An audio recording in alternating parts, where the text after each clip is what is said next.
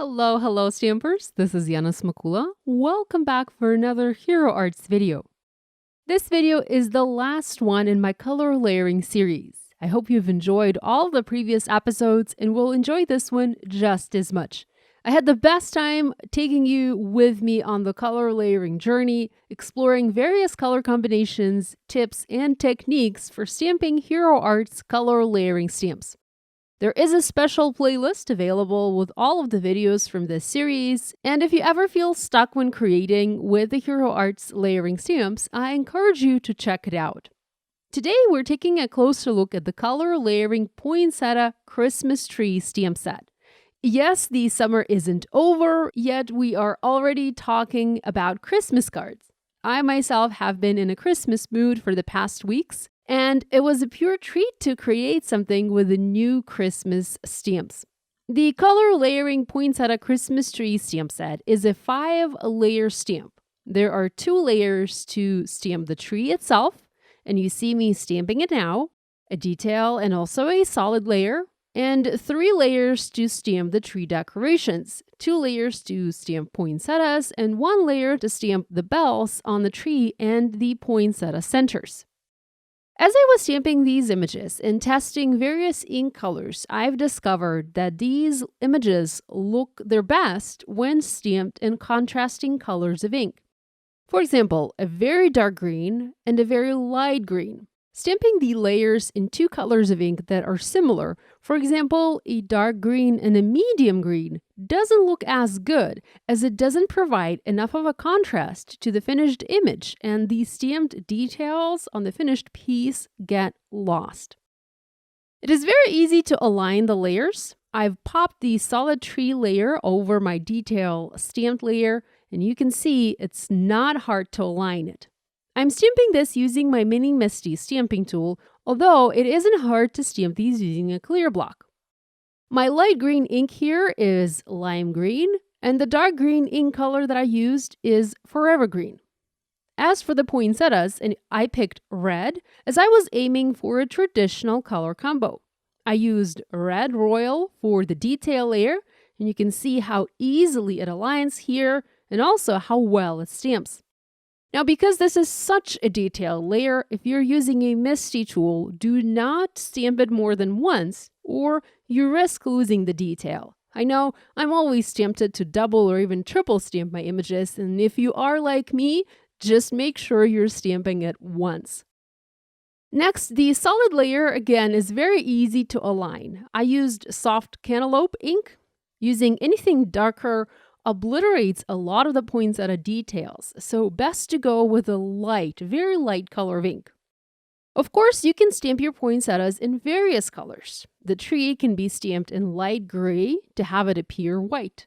The poinsettias can be stamped in pink, purple, teal, yellow. You have a lot of options.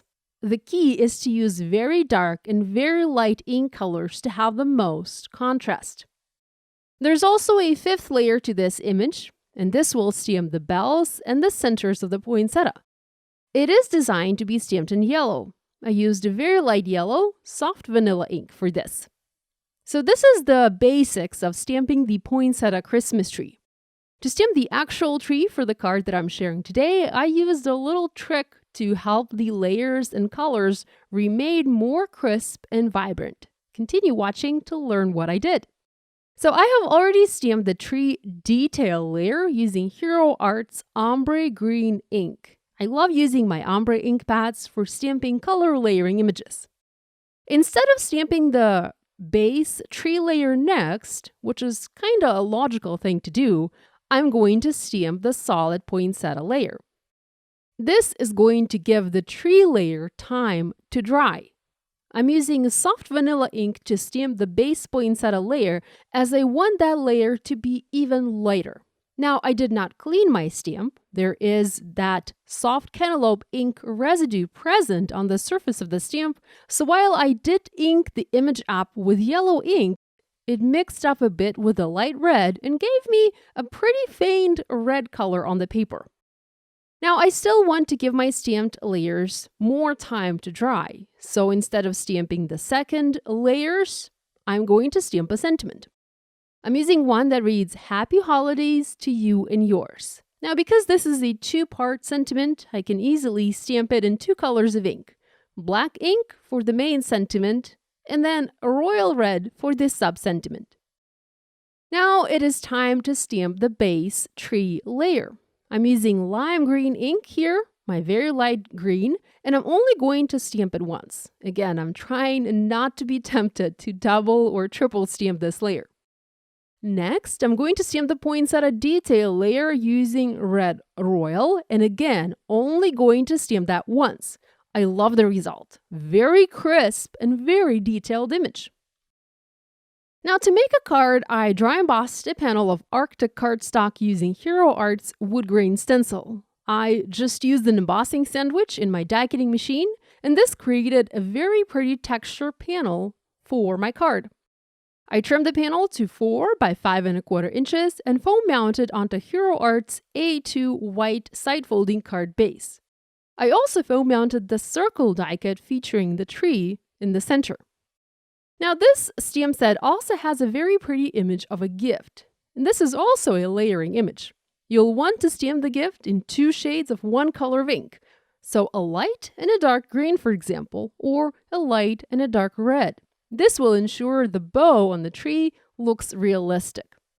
I embellished my card using champagne sequins from Hero Arts. I added little gold sequins to the centers of my poinsettias and scattered additional sequins around the panel. I hope this video has given you some stamping ideas to try with your color layering stamp sets from Hero Arts. Thanks for watching and have fun stamping. Bye!